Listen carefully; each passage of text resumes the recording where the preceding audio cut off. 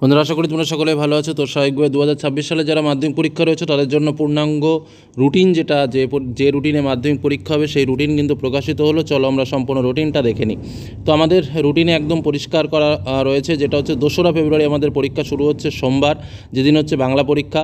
তারপরে হচ্ছে থার্সডে 3রা ফেব্রুয়ারি, যেদিন হচ্ছে আমাদের ইংরেজি পরীক্ষা।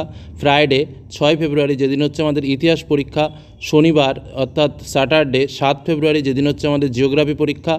মনডে 9 ফেব্রুয়ারি, মানে তারপরে রবিবার ছুটি, সেদিন হচ্ছে আমাদের ম্যাথমেটিক্স পরীক্ষা।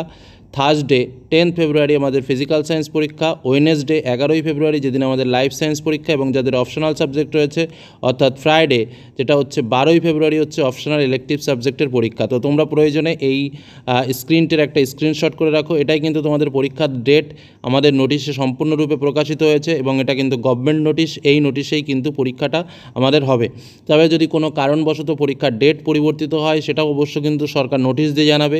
তো এইমাত্র আজকের দিনে কিন্তু এই নোটিশ প্রকাশিত হলো বলে তোমাদের সামনে পরিষ্কার হয়ে তুলে ধরলাম। অর্থাৎ 2রা ফেব্রুয়ারি পরীক্ষা শেষ হচ্ছে এবং 12ই ফেব্রুয়ারি আমাদের পরীক্ষা শেষ হচ্ছে, 2রা ফেব্রুয়ারি শুরু হচ্ছে। আর পরীক্ষার মাঝে আমরা দেখলাম ইতিহাস পরীক্ষার আগে আমরা 2 দিন ছুটি পেলাম এবং অঙ্ক পরীক্ষার আগে আমরা 1 দিন ছুটি পেলাম। এই হলো আমাদের মূল রুটিন, তোমাদের সামনে শেয়ার করলাম। ধন্যবাদ।